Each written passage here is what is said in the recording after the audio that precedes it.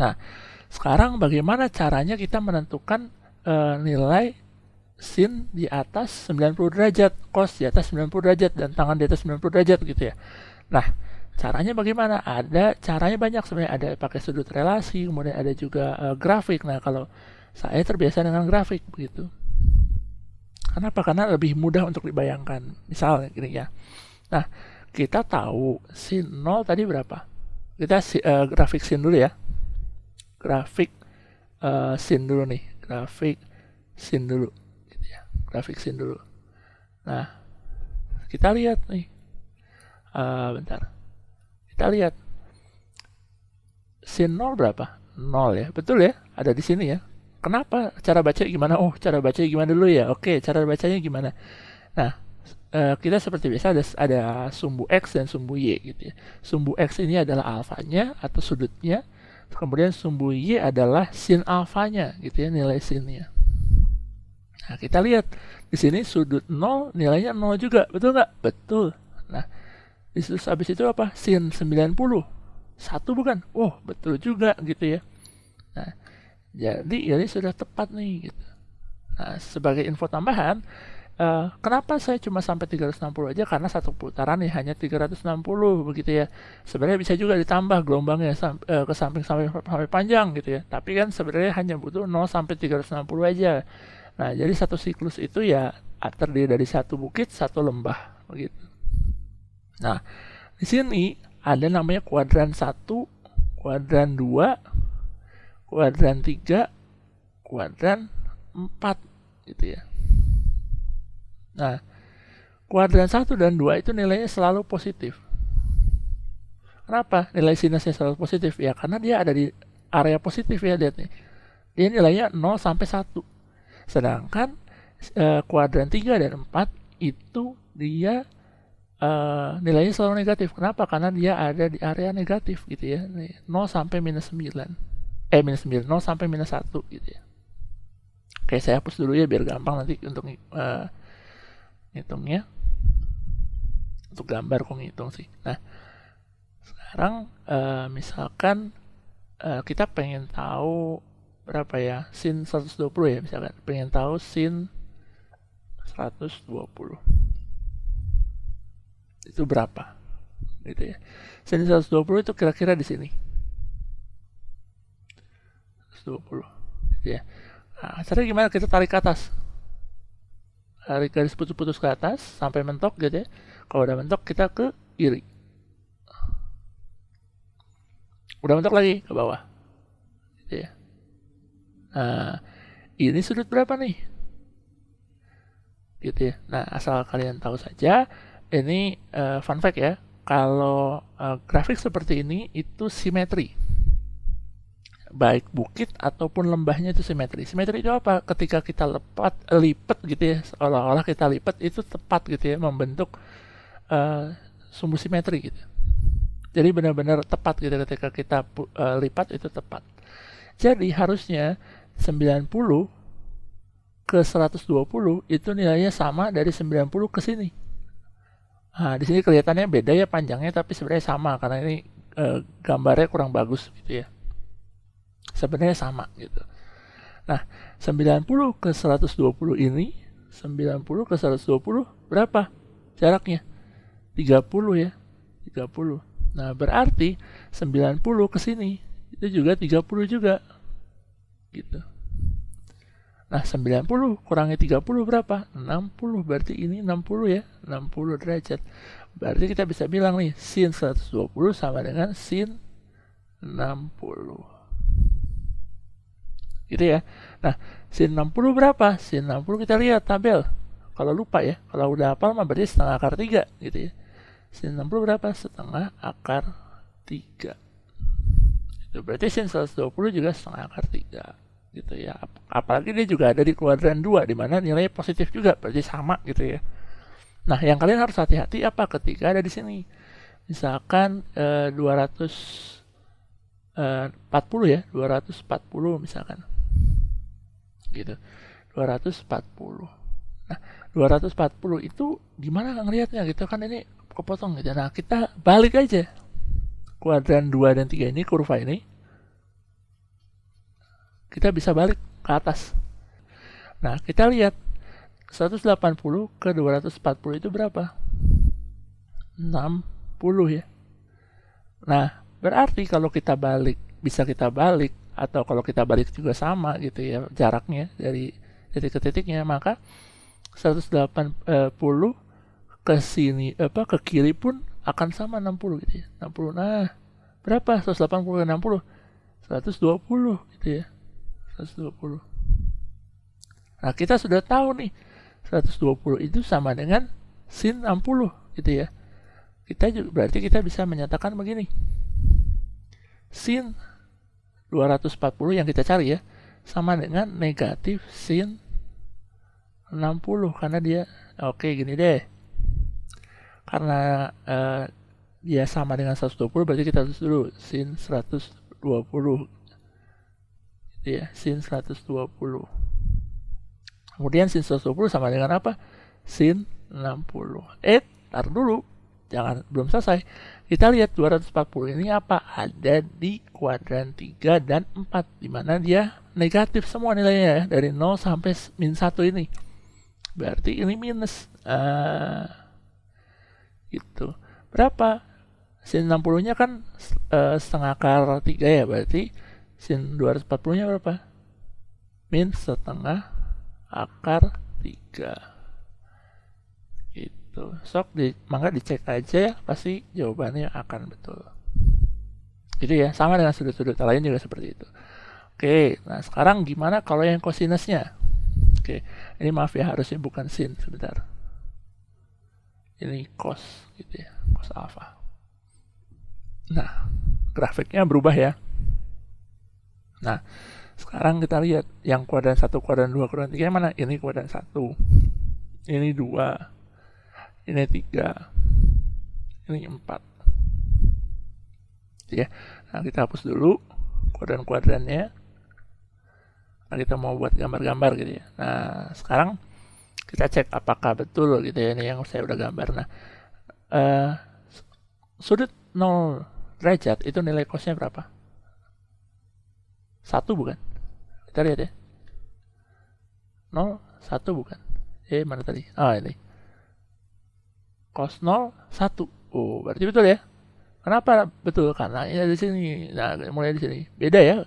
Dengan yang pertama sinus tadi, 0 dimulai dari 0. Berarti nilai 0 derajat itu sinnya 0. Nah, sekarang yang cos berapa? 1. Betul berarti ya. Nah, sekarang kita lihat. Sudut 90 derajat itu 0 di sini digambar. Apakah betul gitu ya? Oh, ternyata betul ya. Cos 90 itu 0. Nah, sekarang kalau udah betul ya, ini juga sama simetri ya. Mau kita lipat-lipat itu ya sama gitu. Ini kebelah 2, 180-nya juga sama ya, kiri kanan bakal sama. Karena dari 90 ke 180 ya 90, dari 180 ke 270-nya berapa? 90 juga gitu ya. Dan kalau dibalik pun lembahnya dinaikkan ke atas jadi bukit gitu ya. Bisa juga karena sama gitu ya. Tapi nilai tetap negatif gitu ya. Kita cuma ngebalik. Seolah-olah dibalik aja. Seolah-olah gitu ya. Nah, oke, sekarang kita pengen tahu nilainya cos 120 misalkan ya. 120 kira-kira di sini. 120 gitu ya. Nah, tadi kan saya udah bilang bisa dibalik ke atas gitu ya. Berarti kalau dari 90 ke 120 itu berapa? 30 ya. Sini 30 ya, 30. Berarti ke sini pun kiri 30 derajat akan sama dengan 120. Berapa nih? 60. Gitu ya. Berarti sin lagi. Cos 120 akan sama nilainya dengan cos 60. Tar dulu, jangan langsung bilang sama-sama aja gitu ya. Karena dia ada di mana nih? 120 ada di area negatif ya. Waduh, nih bahaya nih kalau nggak teliti ya. Nah, ada di area negatif di kuadran 2. Kuadran 2 nilainya negatif karena dari 0 sama min 1. Berarti ini nilainya minus nih, minus cos 60. Cos 60-nya sendiri setengah ya. Berarti cos 120 itu min setengah. Gitu ya. Oke, kurang lebih seperti itu untuk menentukan nilai cosinus yang lebih dari 90.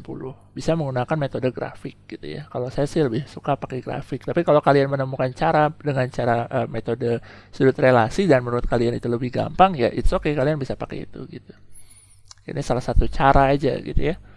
Oke, nah sekarang bagaimana dengan segitiga sembarang gitu ya. Segitiga sembarang.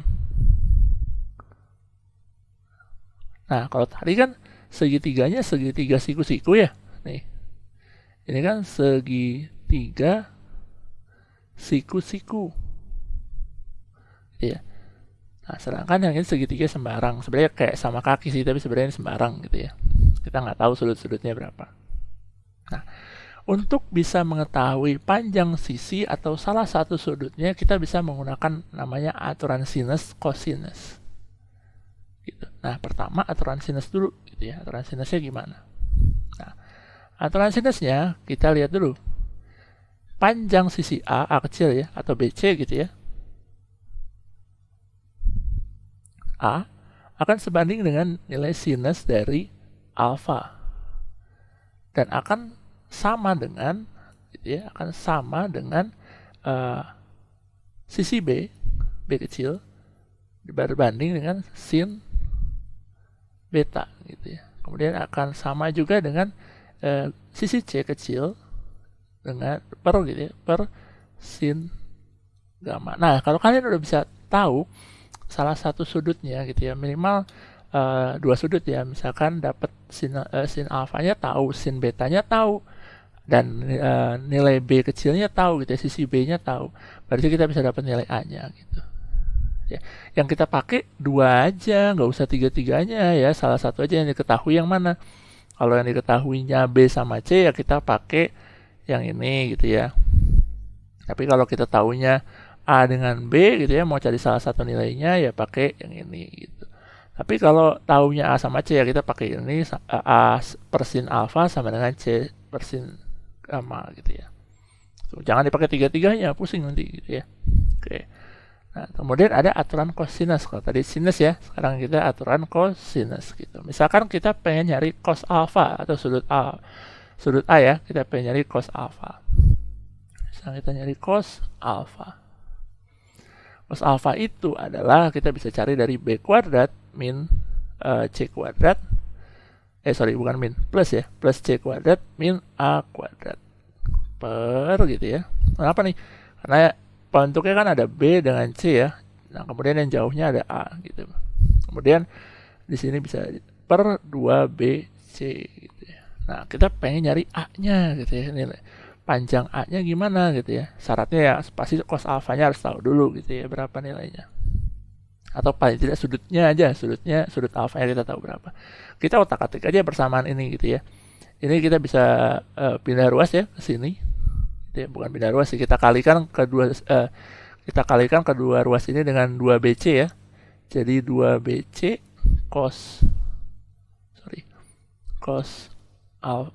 alfa sama dengan B kuadrat plus C kuadrat gitu ya. Min A kuadrat. Nah, kita pengen cari A-nya nih, berarti kita pindah ke kiri dan yang kiri pindah ke kanan. A kuadrat sama dengan B kuadrat plus C kuadrat gitu ya, min 2BC cos alfa. Nah gitu, kita bisa dapat nilai A-nya. Tinggal A-nya kita A gitu ya, sama dengan akar B kuadrat plus C kuadrat min 2BC cos alfa gitu ya. Bisa juga seperti ini gitu. Nah, sekarang gitu ya, ada hal menarik nih. Kalau misalkan kita perpanjang nih, panjang sisi AB kita proyeksikan ke sini. Bukan perpanjang sih, kita proyeksikan ke sini gitu ya. Nah, kemudian yang sisi AC kita proyeksikan ke sini.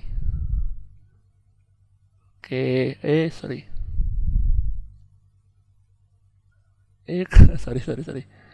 Ini yang AB kita proyeksikan ke sini. Yang AB-nya kita proyeksikan ke sini. Nah, ini harusnya bertemu nih. Nah, di sini misalkan kita kasih titik D gitu ya. Nah, kemudian kita pengen cari panjang AD dibalik gitu ya. Yang tadi nyari A, sekarang nyari AD. Gitu. Caranya gimana? Panjang AD akan sama dengan A. Itu ya.